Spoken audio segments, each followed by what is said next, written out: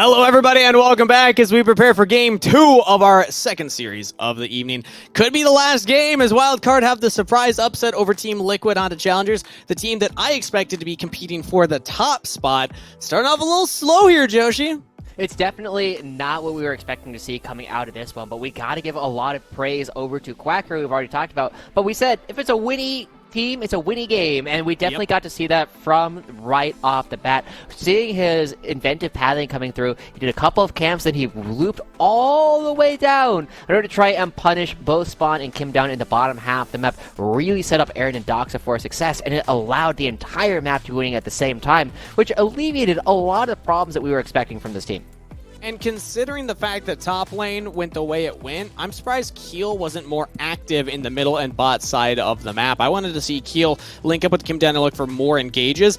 I think it was around like the 15-minute mark topside when I finally realized, like, oh, they're setting up a dive, they're setting up a play, and, you know, in their credit, they got the kill on Dark Wings, but they just weren't looking for as much as I was hoping to see out of them. I feel like as for your Team Liquid, you got to either stem the bleeding top or get a bigger advantage elsewhere on the map. We didn't really see them do either. And we also have to recognize that Keel was so close to actually preventing the dive coming through or the gank from Winnie on the bottom side of the map, right? Really close. While Winnie was going through the tri-brush, Yep. Keel was sitting there clearing out the Krugs. If he had come in to check or if there had been a ward there to make sure that they spotted out the Xin Zhao, that could have been a very different start to the game. And that's what we always look at, right? We know Winnie and his teams always like to play fast. This is a situation where they were very rewarded for it. And this is the meta. This is Xin Zhao jungle. This is not an unknown thing. This champion loves to go for level 2, level 3 ganks. So I think that people need to be a little more aware of that. And we did see Team Liquid backing off in the bot lane thinking, oh, there's a chance they're coming. Definitely didn't expect it to be from that angle. And it did get Wildcard very far ahead. Do you think, with Fearless Drafts, as we're getting ready for the draft phase here, that this is replicable from There you go. Wildcard? Good word. Good vocab word. I committed to saying it. I was like, I don't know if that's how you say it, but we got there. Do you think that they can do this again? Can? Yes. Will? It's always a lot harder to say, right? This was why some of Winnie's teams have been very up when they're up and very down when they're down, right? We saw a similar thing from a player like Rosethorn, who we're going to see a little bit more later on this weekend. You don't always necessarily have the greatest starts to your games, but if you do, they look fantastic, and I'm really hoping that we can see Winnie continue to pioneer some of this style, because if they can take down one of the teams that we were expecting to do well in the entire Challengers League, it means that their CLO career is looking even better. And I want to remind people that Champs Q was live. If for some reason you missed that, a lot of these players had chances to play on Champs Q and get experience. And so I see there's a little bit of time before we actually are ready for pick and ban. Production, if we could one-box me, I want to show off something right here, because I actually have a screenshot of the top 20 standings from Champs Q. I want to take the opportunity to actually go over that and highlight that this game has a lot of the top 20 in it. We have Jenkins, the highest ranked player in Champs Q in this game, at 6th place, as well as down here, I believe. There we go. Keel coming in from Team Liquid. So these two players were grinding a lot here. I'll stand over here so you can actually see me. There we go. So we have Keel and Jenkins, and I believe that there was one other. There we go. Dark Wings in the top 10 himself. So these are some grinders that we have in this game. I was expecting, because of this, I was like, oh, Jenkins and Keel are going to come out swinging. They're going to look hot. Jenkins, I think, got baited by that Udyr pick, and it is heavily counterable. I think Quacker is one of the best top laners to punish that. So yeah, maybe a little bit of that Champs Q experience being a negative for Team Liquid in this instance. We'll see how well they actually move off of this, right? Because it is one of those spots where when you have such a dedicated style coming from a certain top laner, it's going to be very easy to know what kind of champions he's going to go for. You saw that the Olaf ban came through because it says, I want to be picking the Udyr, and Olaf is historically one of the best champions at dealing with that. But you forgot the other one. And so now this is going to be one of the questions for the long-term health of these Fearless drafts is, well, normally you just go back and say, okay, well, we'll ban Darius this time. But you can't pick the Udyr this time. There's no point to going for those different bans. And I really think that teams can really focus down on Quacker's champion pool, because if he's not allowed to do that, this is a very different game. Exactly. I do want to say, though, I also, if we're talking about the Udyr counters, because, again, I just really hate this being a blind pickable champion. Lilia Lilia top, I think, has a good chance of coming out if we see the Udyr's blind pick top lane. But a reminder, we will not see the Udyr pick. Oh, you got an opinion on that? I was just going to say, if there's somebody who's going to play Lilia, it's also Jenkins. This is one of the champions that he played back in the day. That said, I don't think that Quacker is a Udyr player. I don't imagine it. And it's important you highlight that because this is Fearless Draft. If a team locks in a champion, they cannot play it again for the rest of the series, which means Jenkins cannot go back to the Udyr even though they lost on it, and Quacker cannot go back to the Darius. Darius was a counter pick. I think that's a better trade deal for Quacker if you're taking trade deals right now. Yeah. So what do we think is going to be the adaptation for Team Liquid Challengers then? Do they want to focus more for Jenkins and give him counter pick here? Because I believe we have the side selection. Do you happen to remember offhand? Team Liquid choose red. Okay. Yeah. So Team Liquid will get that counter pick. They can go for the counter pick top. I've also heard the counter pick bot lane on red side is maybe more favorable. What are your thoughts? The biggest thing that I do want to see here is we know that Spawn and Kimdown had a couple of looks early on, but to me it still looks as though Kimdown is shaking off a little bit of the rust. We saw a lot of the grand entrances not land when they really needed to in that last game. And so first off, I have to ask a little bit more of him because I know he can play better than this. This was not what we are used to seeing from Kimdown. Secondly, I also want to be asking more from Roamer, right? This is a situation where the Azir didn't look that great, and we also just saw the one other import in the league pop off in one of the most difficult matchups that we were expecting them to face up against. This is not a situation where we should be expecting people who are worth importing to just do okay in the league. It's tough. I mean, new environment, obviously playing on higher ping. These are the Chicago servers. There's a lot of things that could be going on, so I don't want to put too much blame on a player for one game performance, but we can't deny it wasn't a great look for that one game. Let's see if they can bring it back for game number 2, though. So I agree that focus on Roamer can be where we look, not just in pick and ban where they want to put him, but also performance in the game, because especially against a player like Darkwings, who has struggled in the last 2 years to really punch above his weight class and prove, hey, I'm in that consideration, I'm in the conversation. He was grinding Champs Q, he had some great performances there, but going back to last year, he was struggling against Insanity, struggling against APA, some of these other mid laners that have made that jump up to the LCS. So I think that this could also be on the opposite side, a great opportunity for Darkwings to show us what he's got, and that this is his year to make that leap. That is true. I'm really looking forward to seeing how Darkwings continues to grow. One of my favorite things is watching him when he first started playing for Dignitas Academy. You know, he was really struggling to play, but by the time he kind of figured it out, unfortunately he got dropped and had to play down in the tier 3 for a couple of splits, and now we're getting to see another opportunity for him to try and showcase what he has learned over the past couple of years. And we know that Darkwings is a player who can really clutch out a lot of these upcoming fights, and we do have to give him credit for the one shock move that he had when it looked like he was getting caught around the Dragon Soul.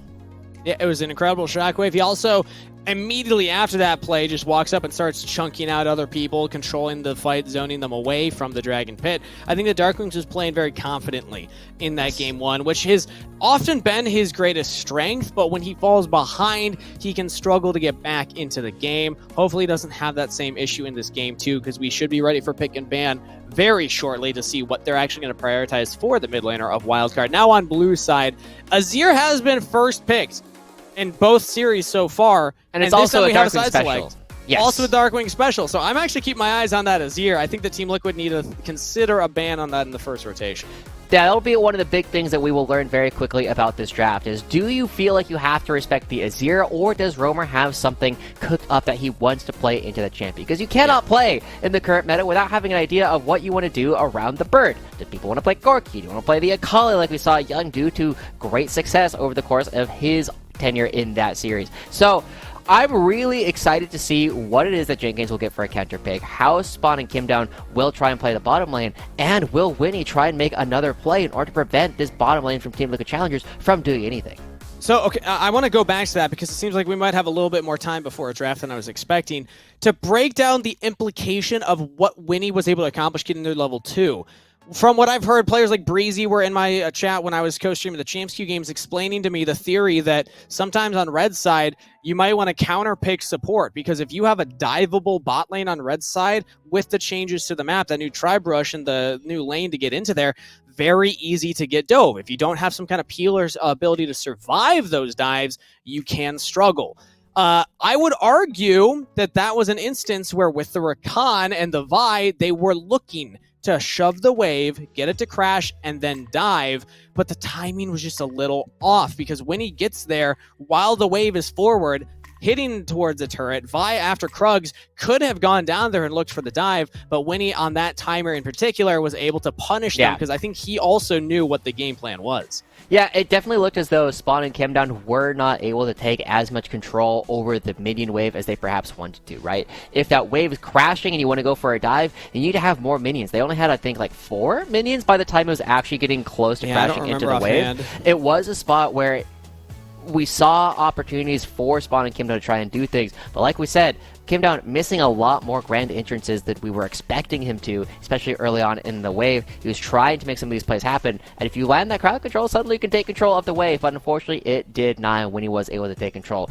After that, the other thing that I do want to see from Wildcard a little bit is we saw that they had a situation where the game stalled out really hard later on in the game, and as we start looking at, we get our new pick we're here!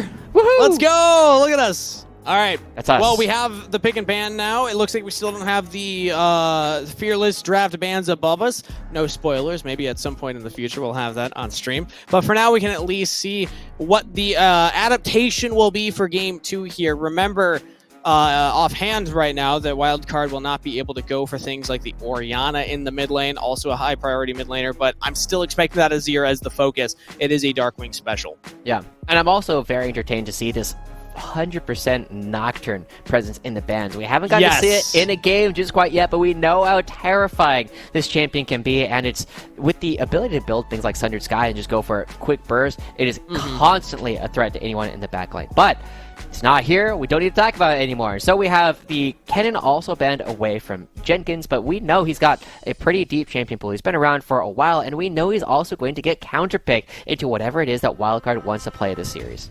That's the important thing. He got counter picks and Giga punished for that Udyr blind. This time around, I'm expecting something very different coming out from Jenkins, unless if we don't see the early Azir, maybe they say, or even if we do see the early Azir, we could see that counter pick coming in from Roamer. But at that point, you can still save it for Jenkins. So we don't ban it. Is this just an Azir lock-in for Wildcard? I don't hate that for him. I feel like it has to be right. This is one of the things that Darkwings has had more success on than anyone else. And Team Liquid, as an organization, also needs to keep in mind the last time they played up against Darkwings, when he did scoop all of them into their own Nexus and into the fountain. And so it's not an Azir this time. In fact, it is going to be the Senna coming through. Now, we got to see a little bit of this. The last time I saw Senna was earlier today, actually, when Masu played it, and he had a very strong start on this champion. This champion has a lot of tools in order to create a lot of pressure, still likes building the Umbral Glaive, and it can nullify a lot of things that Team Liquid Challengers wants to do. And also, I'm realizing this is part of that adapting strategy with Fearless Draft right now. I guess you don't have to lock in the Azir first pick because you know that it can't get picked by your opponent. So we can go for a power pick in the Senna instead, which has been banned quite often in that first rotation of bans, if not the second rotation if it's missed early on there. So now we can go for something like either Tom Kench to pair with it or just a Marksman, because we've even seen Marksman with the Senna in the bot lane, and then Azir after the fact. You're going to be playing into that Rumble and the Jhin regardless. Yeah. I mean, you should still expect an Azir to be picked here, right? Because after this, it can be banned away. So if Wildcard wants to play it, they need to pick it now. So Wildcard now, they do have the Senna going into the Jhin, so they do have some tools to do damage from quite a ways. Huh? Well, all right then. Oh my god. Well, all right then. We're feeling ourselves today. We get the Yasuo and the Cassante locked in. A little disappointed it's Cassante. Quacker's not pulling out the crazy counterpick into the Rumble that we're seeing blind from Team Liquid, but the Yasuo makes up for it. That's enough spice for me. Oh yeah, that's very exciting. It's going to be going down to the bot lane, almost certainly coming through, right? When you do have a mid laner swapping down to the bottom half of the map, it allows so many of these new champions coming through, and Busio was absolutely the best Yasuo and the Senna Yasuo pairing that we were seeing in years prior. This is an opportunity for Dox to showcase that he can do the exact same thing going into Spawn and Kimdown, who are going to be playing the Jhin and the Nautilus. And I'm already a little bit worried for this Team Liquid style of roster, because we know that historically they've played a lot of things with a lot of range, and the Wind Wall can entirely prevent Spawn from playing in the game. Yeah, and it also really prevents the Nautilus engage angles as well. At that point, you just kind of have to walk up and try and auto them. You're playing more of a defensive Nautilus, where you're preventing the Yasuo from diving in, which I suppose is probably all you really need to do for this bot lane to be successful. But let me tell you, Jhin does not enjoy this matchup. So good luck, Spawn. What you got? Yeah. We do see an Azir ban coming through from Team Liquid Challengers, so that is not available, and Wildcard are definitely in need of big magic damage energy coming through from that side of the map, because they are all physical damage at this point, but there aren't any true tanks on the side of Team Liquid just quite yet, but that is something that is very easily fixable based on what we know that Keel can play. Hear me out. I'm hearing. If it's not banned, we could go Hui. Hui has the ability to set up a Yasuo, because you have the, I don't remember what the combo is, but the claw, like the side claw thing that pulls people in, that can set up the Yasuo ult. It's not banned. It's AP, depending on what Team Liquid lock in next year, assuming it's going to be a jungler. I don't think Hui's like a terrible counter or a blind pick either. You might want to ban something like the Yone, though, if you're going to be thinking of that, as that is still available. Normally, I would say you got to think about the Orianna, but Darkwing's played it last game, can't play it again this time around. Exactly. So Diana maybe could also come up if we're looking at other things that can set up Winnie the would play Yasuo. it. Winnie would play it. Winnie would play Yes. the Diana, true. Darkwings would not. And so, as we do see the Xinjiao and the Viego taken away, these are some of Keel's most played champions from last split. Sure. And now, I'm kind of curious what he does dig down into, because he played the Vi last game, and he didn't really do a lot on it. You looked like you had an idea. Well, it depends on what's locked in here. Maokai would stop my idea. Okay, my thought was if it's not a tank, we could just go Yone. We could actually go Yone for mid lane with Yasuo, because if they don't have pure tanks that are going to just stack armor, I actually don't hate having a mostly mono damage composition. You could also go for AP in the jungle if you go for something like the Diana then. But with Maokai, I'm a little less inclined to do that. Sejuani would be fine if we're just looking for the engage. We still want some AP in this composition, so that means it's going to fall upon Darkwings to pilot that. I am definitely a little bit worried about this Maokai for Team Liquid, though. I'm not convinced this is the champion that you want to be going for, simply because we've already talked about how powerful the Wind Wall is, right? You don't even need somebody to take the first route at this point. You can just throw out the Wind Wall, and later on in the game, it becomes harder and harder to actually get good ults off on this Maokai, whereas Wildcard, they're a little bit spoiled for choice in actually getting these fights started. Okay, well, it's a classic. Yeah. Victor in the mid lane, so nothing that really sets up the Yasuo. We don't have the best tools for it. We have Cassante, that Q3 can actually do a lot of work with Yasuo, but in a way it's similar to Yasuo setting himself up, and then the Sejuani Arctic Assault will give you a brief window to actually go for that. So mostly this is going to be Yasuo just kind of playing for the lane and playing for himself. What is he going to play into, though? We still need a mid laner for Team Liquid, and it is Tristana locked in. Going to try and hard shove some turrets. Big fan of this Tristana coming out from Romer. It was one of the few champions that we did see in his champion history before he came over here to North America, and this is also a really good matchup into the Victor in particular. You are very able to take advantage of the fact that Victor is almost impossible to keep alive if he doesn't have flash. You have the Maokai, you have the Tristana, you can keep up to him, you can make sure he takes a ton of damage, and I know you've been playing a lot of Victor here, Steve. It's also one of my most played champions. This matchup sucks. You do not want to play it. I haven't actually had to play into this matchup yet in my let me show you. Victor when I figure out why my League season. client isn't working, I'll give you the rinsing. All right, after we do our Corki 1v1, right? After we'll do the Corki 1v1. As we go into this one, I really like this wildcard draft across the board. Now, it is a lot of individual outplays that they are going to have to be looking for, but they showcased last game that it is not as big of a gap as I was initially expecting, and now as we move into this one, we'll see what Quacker can do going up in the top lane. We know Tenacity won this matchup earlier in the day. We'll see if he can follow in his footsteps. Game number 2, Wildcard versus Team Liquid Challengers. As Wildcard taking an early lead in the series and a surprise lead in the series, but this time around they do not have the same tools that they found success with last time. Primarily, a hard-winning counter-pick top lane and a early game action-oriented jungler as Hook misses from Kim down. There did not commit the flash onto it. But I want to highlight that does ask the question, or kind of follows up the question I asked earlier. Can they replicate it? Is this something that Wildcard can do twice? They're not trying to do the same thing twice. They are trying a different style. Yeah, and I think this is something that we can see a lot of success on, right? Because Dox has played every role professionally except for jungler at this point, we know that he can make a lot of different plays. He was one of the best players in the mid lane on several of the teams that he played on in the past. And so this is an opportunity for him to showcase a little bit of unfamiliarity with this lane, especially up against someone like Kimdown. He's got the wind wall to deal with spawn, he's got a lot of damage, and you can just run down a lot of the members of Team Liquid throughout the course of the game.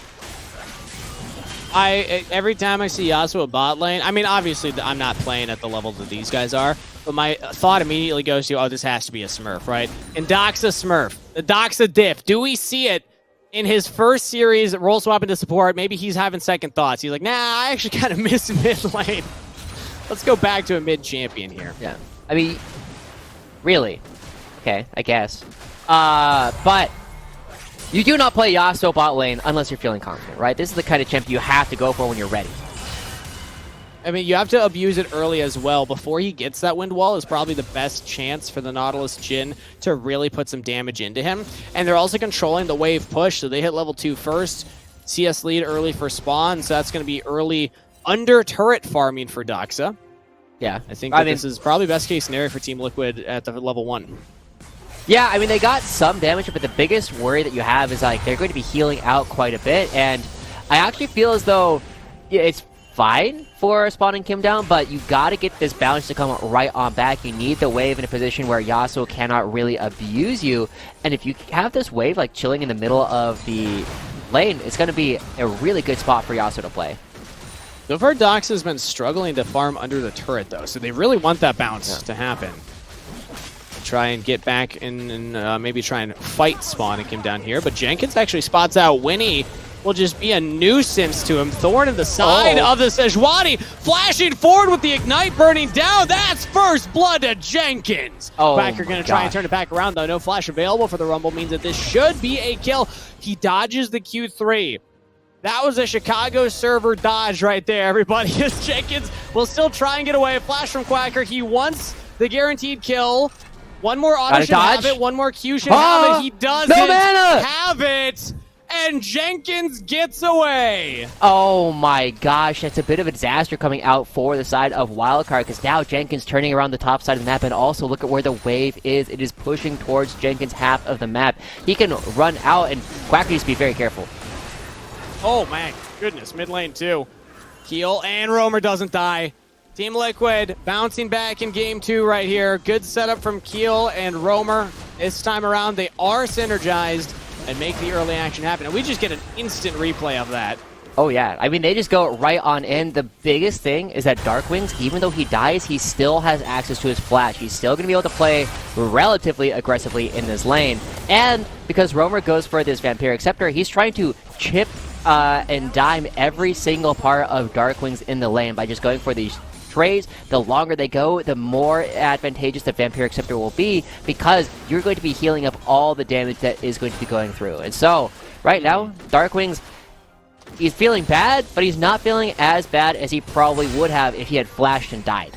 It's also not yeah, I agree with that. You know, you still have your flash available too, so if the repeat gank comes, you can survive.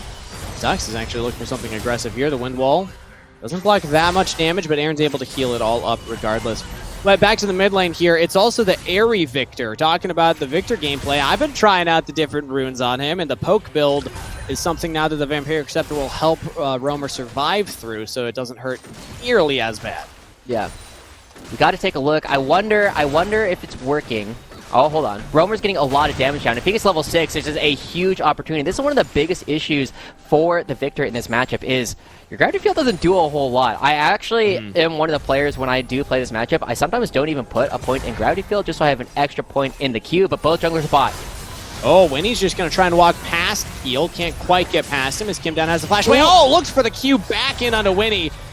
Nice attempt from Kimdown. I like the aggression. Doesn't quite find it. Yeah. Oh, but now he's just going to get hit by another W. Buying time, though. Maybe a bait. His Keel's still nearby. And they're not going to have enough follow-up to get on to Doxa. So, end of the day, maybe a freeze here for Team Liquid's bot lane. No, it's going to push out. Yeah, This is, as we already talked about, this is not the Kim Down that we were used to seeing towards the end of last year. He was a much stronger player than that, and now they're looking for him again. Yeah, yet again, they're sticking around. Jungler hung around for a very long time, Windwall to play with, and Kim Down punished. With Keel still in the river, they thought maybe they had a chance. Ooh, 4-shot from Spawn. Not actually doing that much damage to Winnie right there, but he does get the root. Keel's in. Bramble smash for the kill. Trade 1 for 1. I mean, the big part of that is the fact that Spawn is still here in the lane. He will get all of the solo experience, and Keel sticking around, making sure that that play is not free. Double ultimates. And now, all out. Here we go. Quacker with the outplay on Jenkins. 2 turret shots. Quacker playing that beautifully. Wow, and it's just a solo kill coming out from Quacker. Not respecting the level 6 is Jenkins, and he just ends up going down. He just had built a huge lead for himself. He's up a wave and a half. He ends up getting the kill in the jungle as well. But as we go back to the bottom side of the map, this is Doxa and Winnie saying, hey, we like every fight we can find to win wall. They tried to use it to block out one of these auto attacks, but it means that Spawn is able to get the 4th shot down onto an already very low Winnie. And it just means that if this W lands, and it does, they're able to pick up a kill and leave immediately after. Keel with the kill credit as well. Maybe you would have preferred that on the Jhin. Actually, probably would have preferred that on the Jhin, but you're happy with the kill regardless. Now let's take another look at this. Yeah, Jenkins is just mispositioning here. Yeah, just disrespectful, honestly, and Quacker is going to be punishing him for it as soon as he gets underneath the turret, as soon as he gets the W to go off.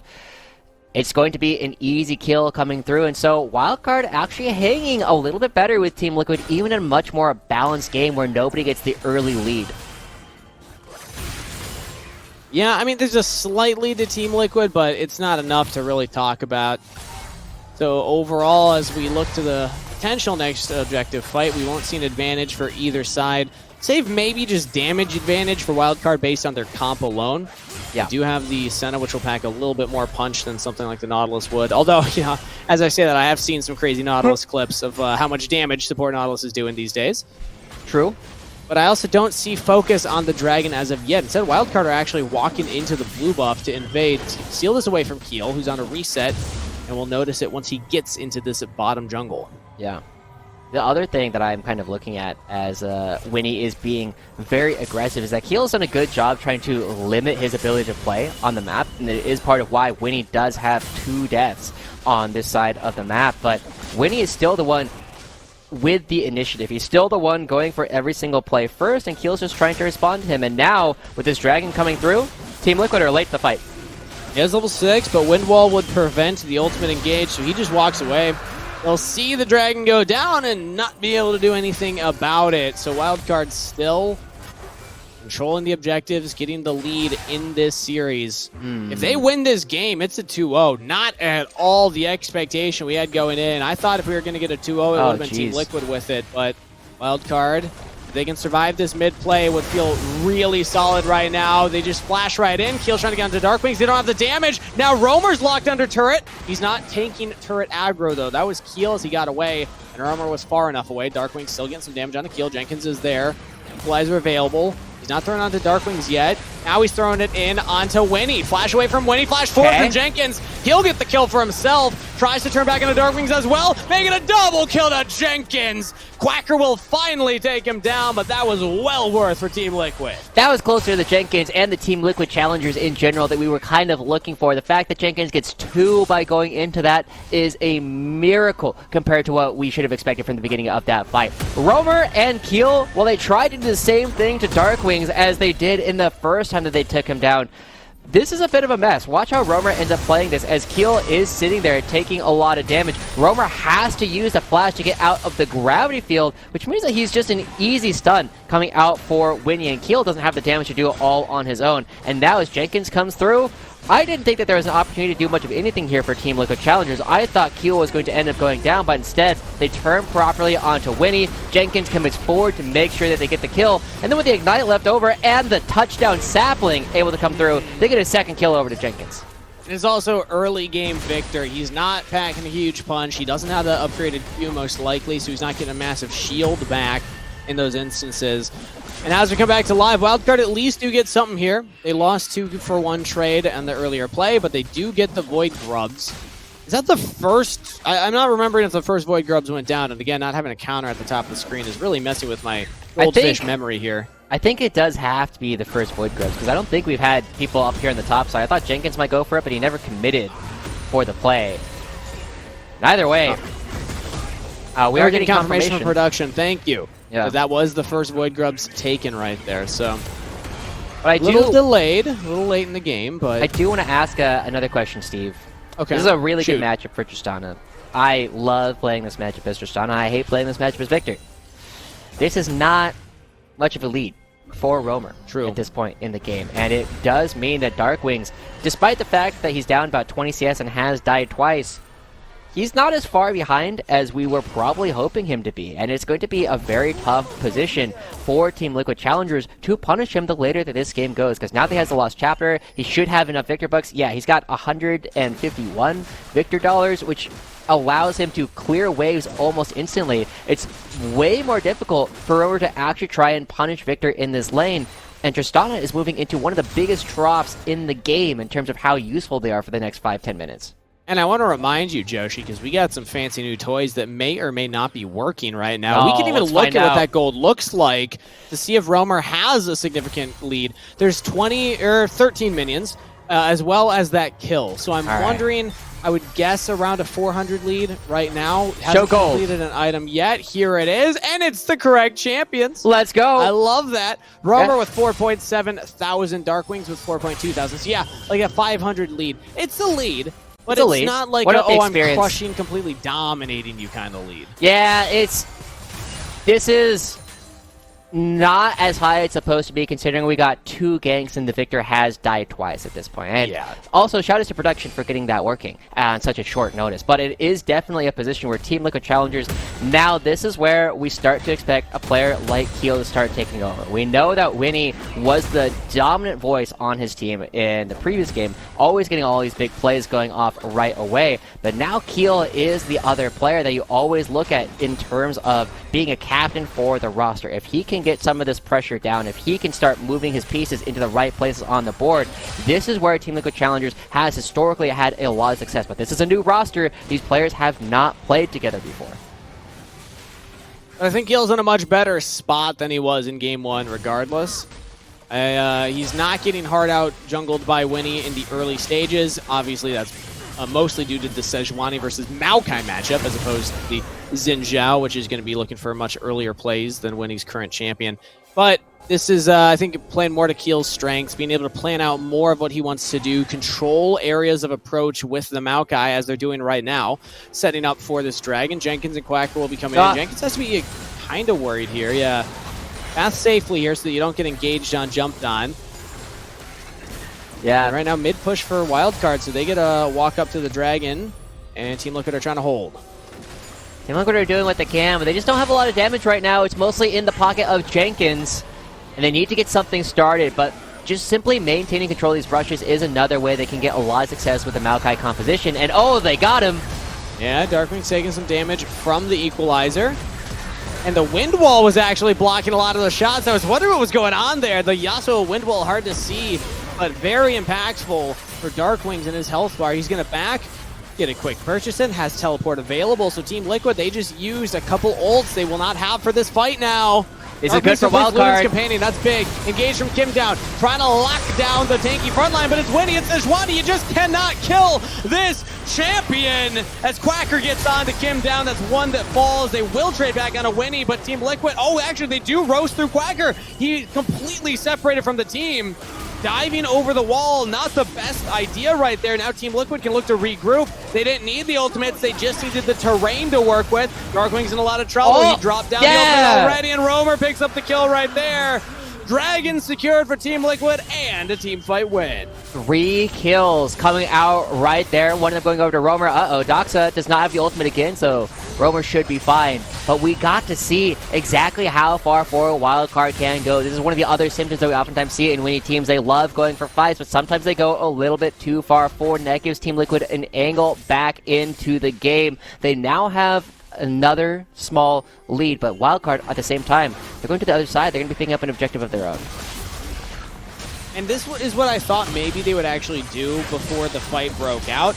all of them dropped into the Senna mist and then ran towards the top side before the hard engage came through from Team Liquid.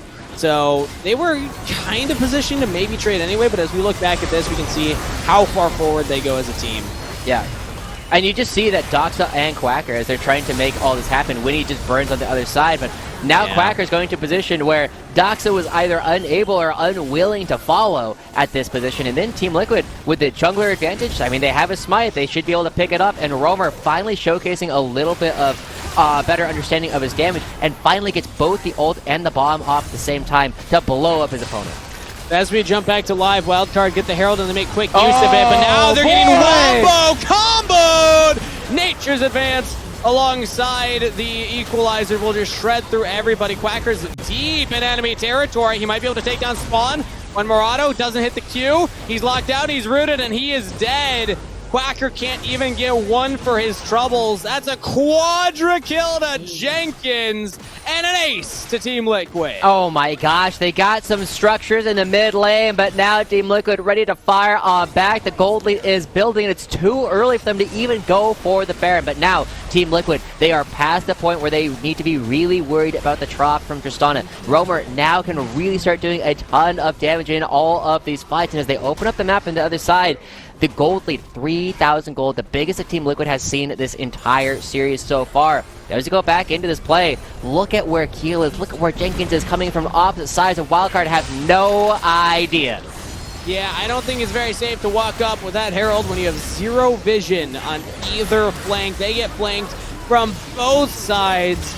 Nature's Grass blocks them down for the Equalizer to shred through them, and then Jenkins is in the perfect position to clean up the rest of these kills. They don't even lose Spawn. Oh, what a play from Team Liquid, and what an overreach back-to-back from Wildcard. It started with an overreach at the Dragon, ends with an overreach in the mid lane. You can see that they're trying to make these plays work, but they are not working.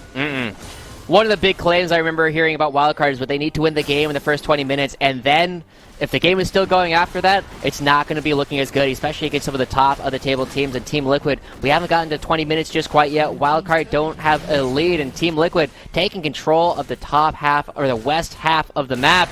The Darkwing on the other side has teleport. He's going to be able to take a turret all on his own. Yeah, not too shabby, all things considered. Gold onto the Victor. It feels fantastic as he is falling further and further behind, not because of the lane matchup itself in isolation, but because of how these plays keep going. Darkwings has not been the recipient of any kills for his team, and Quacker actually picking up the vast majority of those. I mean, majority. They only have 4 in total.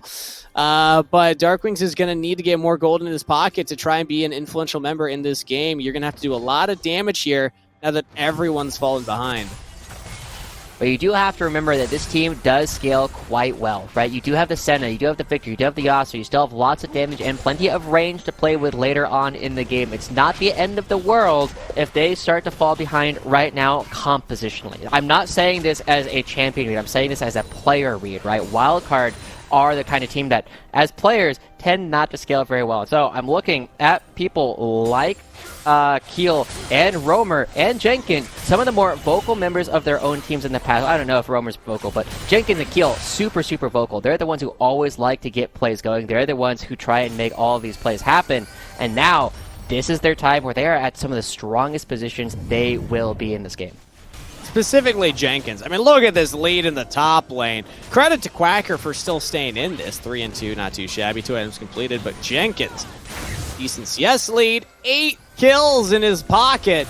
That's a lot of gold. I'm curious what the gold graph would actually look like if we take a look at the individuals right now, but we might not have time because Dragon's up. Wildcard are positioning at the Baron. Team Liquid are walking forward to check if they are there. Yeah. I think they're more interested in this Dragon, but Wildcard, they don't have enough damage at this point of the game to really threaten the Baron for Dragon trade. Yeah. I mean, the Dragon is just like a really easy thing to pick up. Roamer should be able to do it all on his own. But Team Liquid, they do kind of want to take some fights while they are still this far ahead. Victor has not gotten to a spot where he's threatening to one-shot any of these squishies at this point, and so it does mean that Team Liquid, as they run in, will take the second-tier turret before backing away. This is more time that Darkwings has to catch up on farm and get even more money for himself, and Quacker and Darkwings both have to teleport to try and contest. They just don't have any wards to teleport to. I mean, Darkwing just got bot turret. Max goes top, gets top turret. That's a lot of gold into the Victor's pocket here. You're not in a position where you have to contest dragons. I actually like Wildcard slowing things down. Oh. Never mind. That's not slowing it down. Things down. We're on to the Baron. And Team Liquid, I mean, it's Winnie. You gotta know he's willing to do this kind of thing. Where's the teleport coming up from Roamer? It's Equalizer as well. Equalizer's down, gonna try and shred through everybody. Winning just pops the ultimate. Actually hasn't even used it yet. There it is now to try and peel back. Keel does not get in there to actually steal the Baron away. They will lose Darkwings. They've already lost Quacker. Can anybody else get away? Kim Down's gonna try and stop the backs. Keel just flashing forward. He's got the Q. He doesn't blind Q though. Oh, I thought he would just blind Q into the brush to guarantee the stop.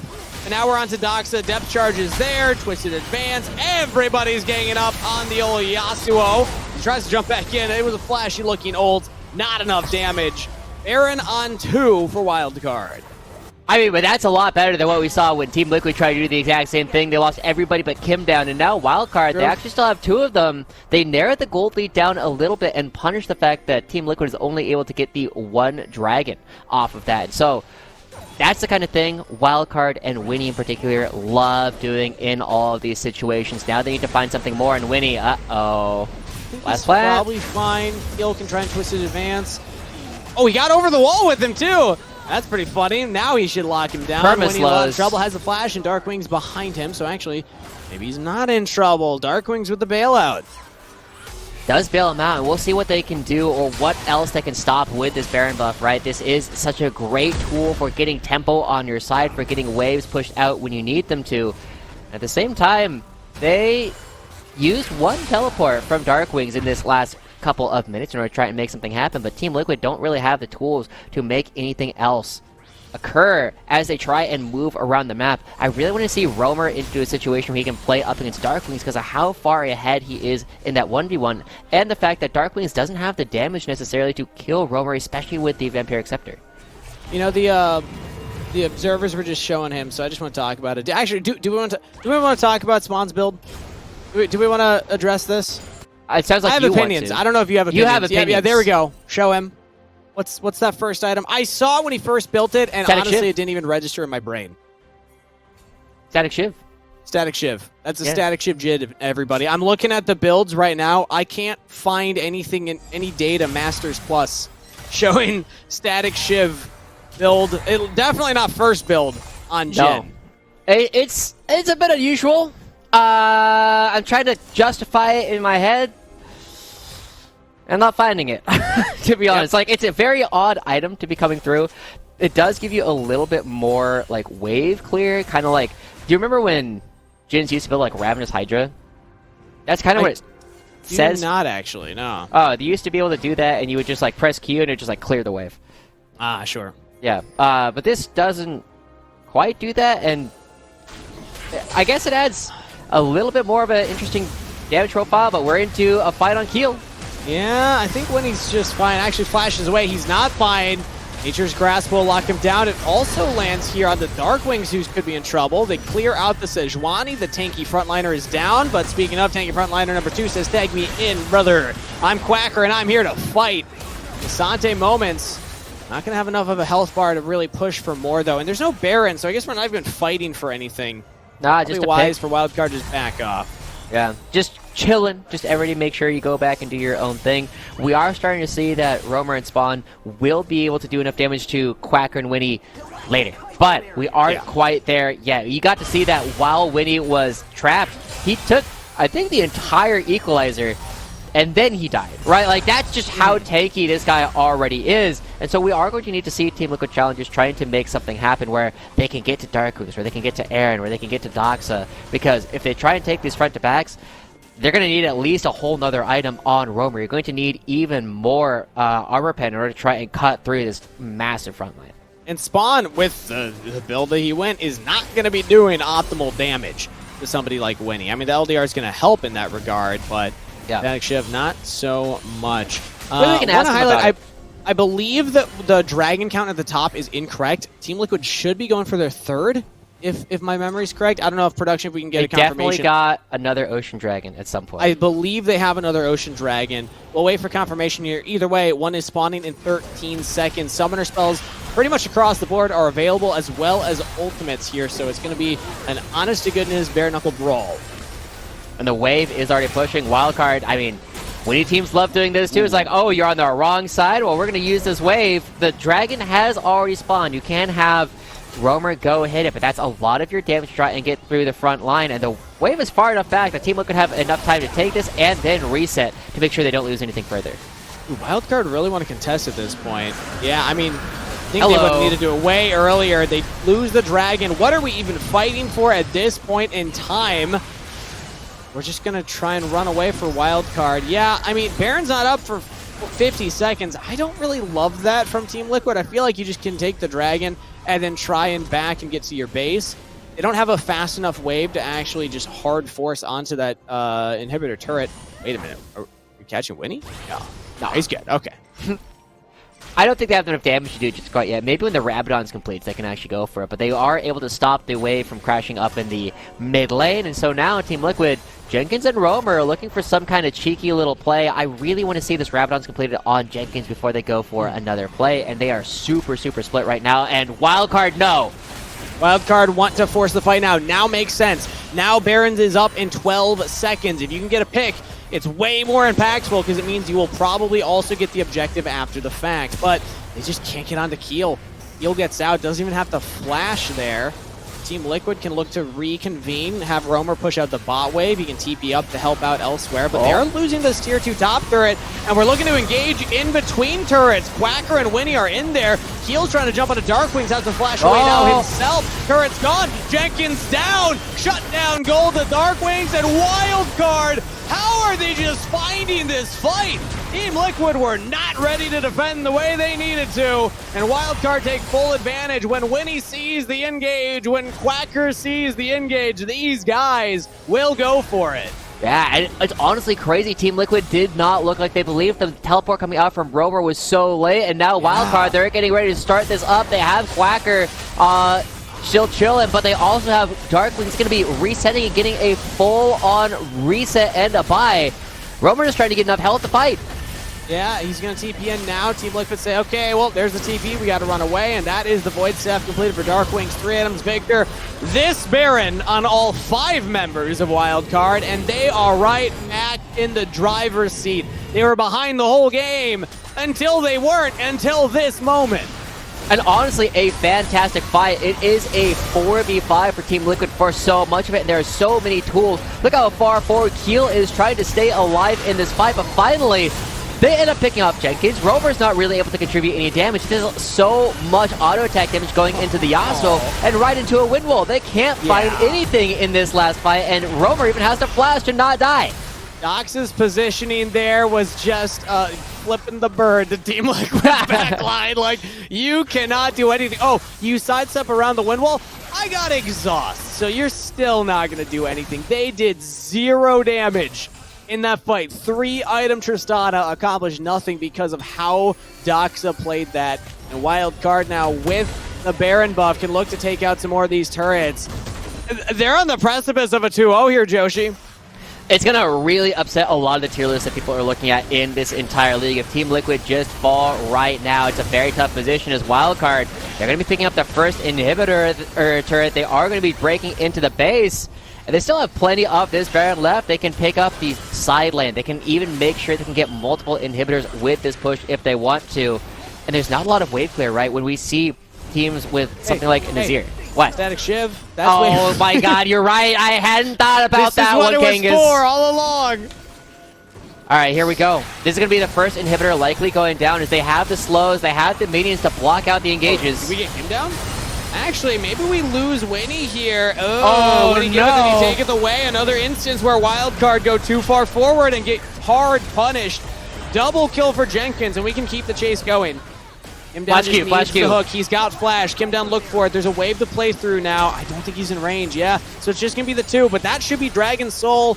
And 50 seconds. Never mind. Wildcard will spawn in time, so it's just going to be vision control around Dragon. There's lots of flashes too, as Aaron throws out the ultimate to try and stop a couple of backs, but they get a little bit of vision control. But one of the big things that you always got to do when you're setting up for these, you need to clear out vision behind you.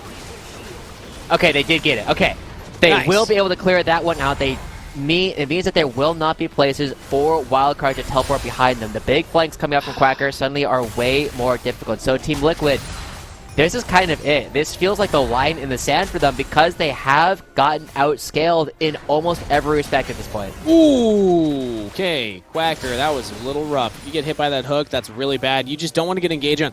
I'm a little disappointed Team Liquid don't have control over bot wave. They don't have a lot of... I mean, they have some wards down, I suppose, deeper, but they don't have, like, a ton of saplings set up yet. And so Wildcard can actually just walk in. Like, they have no problem approaching this dragon. Team Liquid have no lead elsewhere on the map. Jenkins is on the Gromp right now when we're fighting for the Dragon Soul. Team Liquid, they're going to need to out-team fight, out-execute right here, right now. This entire game is coming down to this moment for them. They do not want the upset to come through. Roamer buffers with the jump. Nature's Grasp is going out. It's only hitting the front line. Doxa is still untouched. Doxa is fine. Darkwings gets buster shotted away. Where's the dragon? It's stolen! Aaron with the credit! And we're even diving deeper. Kim Down goes down. Team Liquid still fighting. Keel onto the backline. Nobody's onto Aaron, though. Nobody's onto the damage dealers. Darkwing is fine. Quacker is not.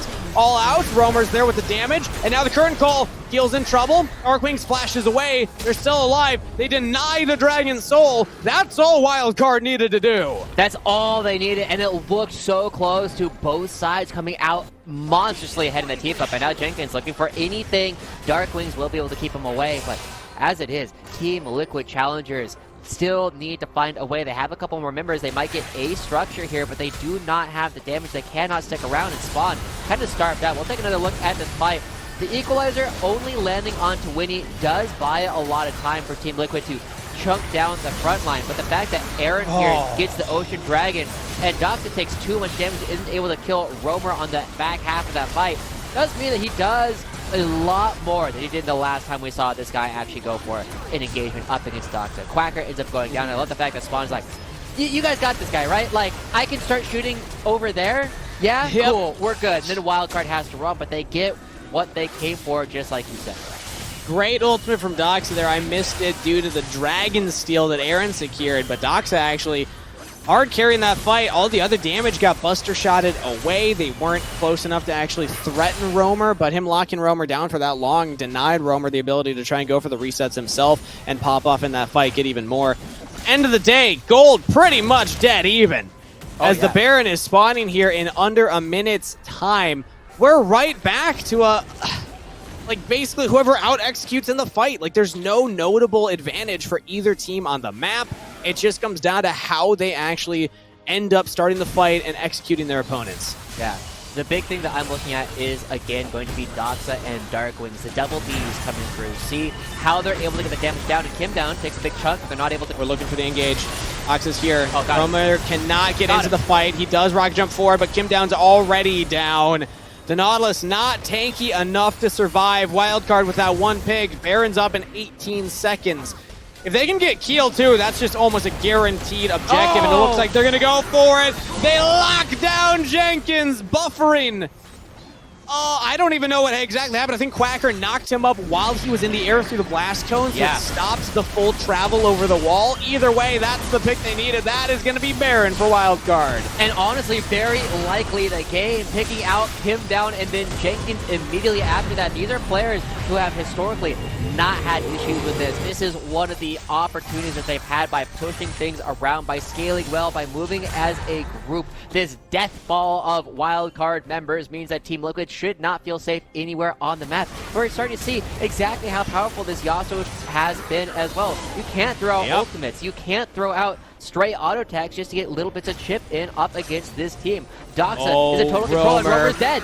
Oh no, the Archangel gets knocked up for the last Whisper to come down, and that's a massive shutdown. Roamer was kind of the last bastion for Team Liquid. Has 4 items on the Tristana, just gave 1,000 gold to Doxa. And now Wildcard, they already broke open the base. This should be the nail in the coffin. It's not the only mistake, but it is the last mistake, and Romer has to feel for that one as Wildcard are now knocking on the door. Quacker has a teleport. This wave is so strong. Watch for the teleport onto whatever minion tanks turret aggro. We can go for the dive under the turret. Darkwings get some good damage to start things off. Equalizer's down to try and clear out the wave. Darkwings is pretty low here and spawns in a pretty good spot right now with the curtain call. It will be denied by Quacker, but the turrets are falling. They just don't have the damage to stop the onslaught of Wildcard. The upset starting early, but are not secured yet. Wildcard don't have enough of a wave. Team Liquid were actually able to chip through it during the fight, and they deny the game end. They get the one Nexus turret, they get the inhibitor in 40 seconds until we get another fight. When he goes up and taps the turret as well, but 30 seconds now until the Ocean Soul does spawn. That could be what we need. You see a couple of pings. There is a ward still in the base. Only Darkwings can take it, though, in order to try and go for a backdoor. And Victor without Lichbane should not be able to do that all on his own, but this is the last chance. Kai, if we could actually take a look up at the red base, I'd love to see the health on that turret. I don't think there's a world that Darkwings can actually do it. I don't know if we're actually going to get that. We probably don't even have time because it is Dragon Soul fight in 8 seconds here, so it's probably best to keep... Okay, real quick. Half health. No, there's no shot. There's no shot.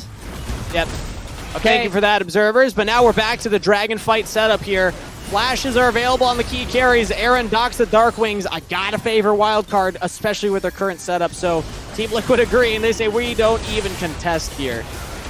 That's gotta feel bad, but this is a absolute mountain and valley kind of game. You get to see Team Liquid coming up with a big advantage, and then Wildcard coming right on back. A little bit of an interesting teleport coming out from Darkwings to try and guarantee this is available, and Aaron throwing out the ultimate to try and prevent Jenkins from backing on the far side of the map. It will earn them an inhibitor on the bottom side. This sets them up so well. I wonder how much longer they have the Baron for. We 2 seconds. Just see Jen in the bottom left right there. And it's gone. Okay, there we go. Nice. Well, hey, that's a very high-value Baron. They get 2 inhibitors off of that. They can reset, spend all their gold. They deny the Dragon Soul, get Soul Point for themselves. Wildcard in a massive position to win this game. They are now favorable. And Team Liquid, they had such a good start. It felt like they were righting the wrongs of the last game. Keel controlling Winnie much better. They were absorbing the engages much better. And they weren't feeding the Yasuo bot lane.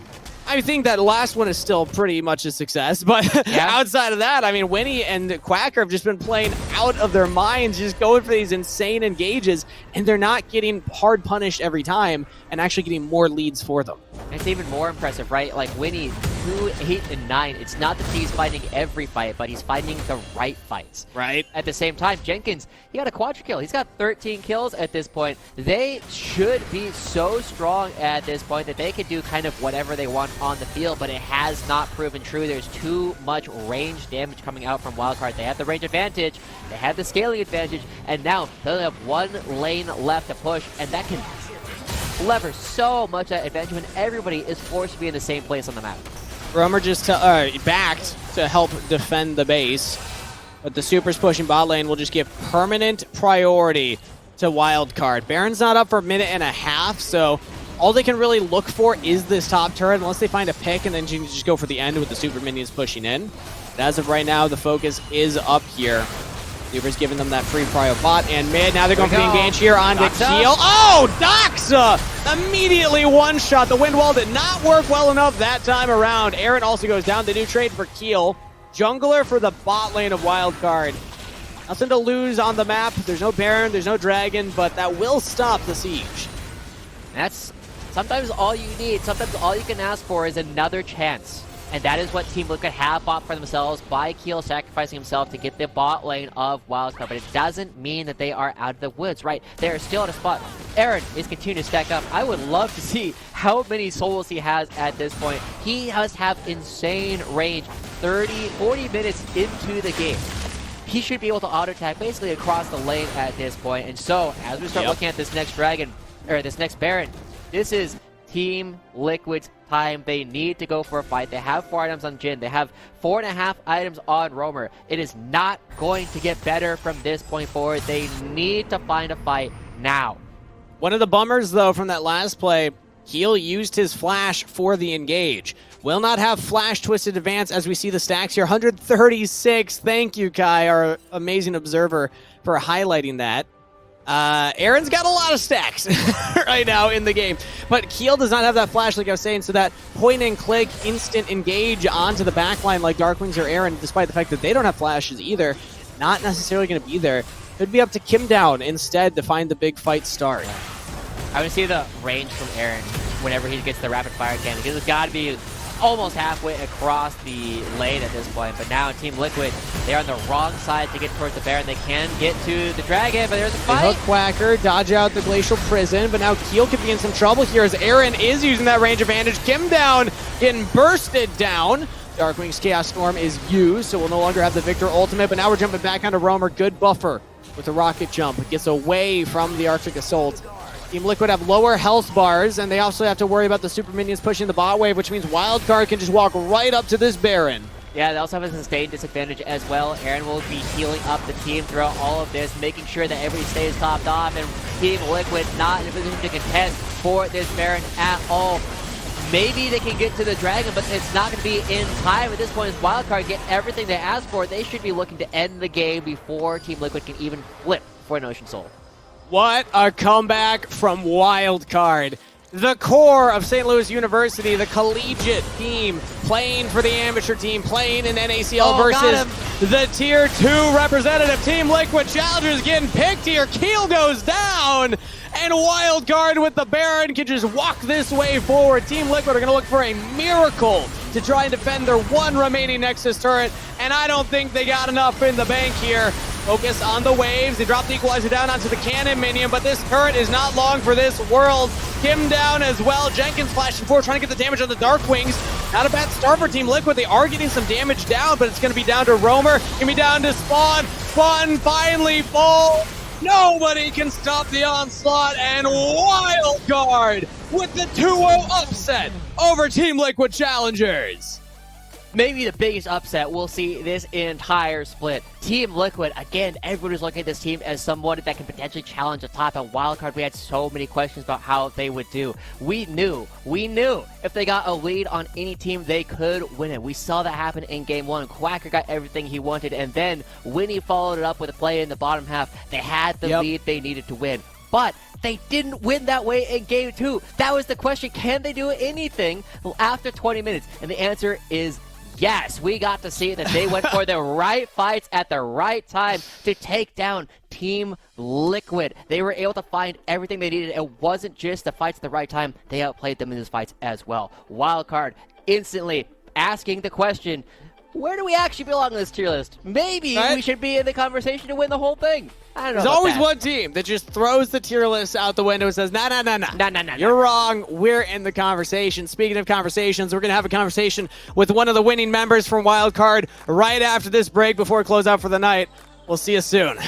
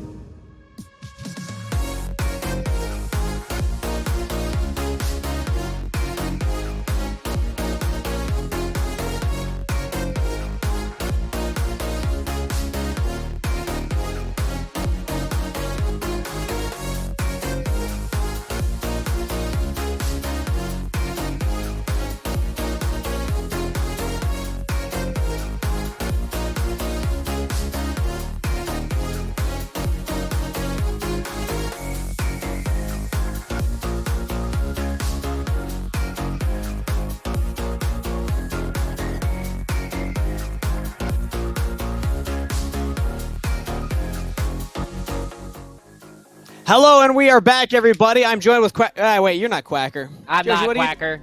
I'm doing my best. You know, sometimes I can play Darius, just not that well. Unfortunately, we weren't able to get the interview set up in time, but it does give us a chance to at least react to that last series and set up tomorrow's set of games because we have more action for NACL throughout the weekend. So, Joshi, talk to me. The 2-0 for Wildcard. This is, again, I said it before, this might be the upset of the entire season, right? And the big thing is Team Liquid are going to have to hold that L because it's a single round robin at this point. You do not get a chance to play Wildcard again until postseason. So this is definitely a spot where you're going to have to look at Mash, who's the current coach of Team Liquid, and have him go back over the team and see if they can come back. But for Wildcard, oh my god, is this a confidence boost? You just took down a squad that everybody was looking at to do quite well.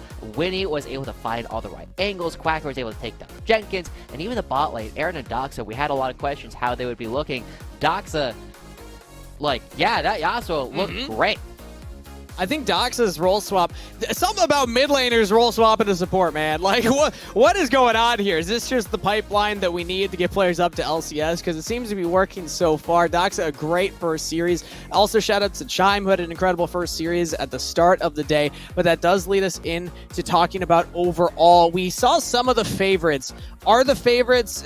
okay, after day one, let me frame it this way for you, Joshi. How does your tier list change, if at all? Or is this still too early to tell since it's only like one series played for a couple teams? It's a little early to like make definitive statements. The first thing that I will also say is early on in the season, you should expect more volatility throughout, you know, teams matching up against each other because they haven't had time to necessarily go over how to play as a unit.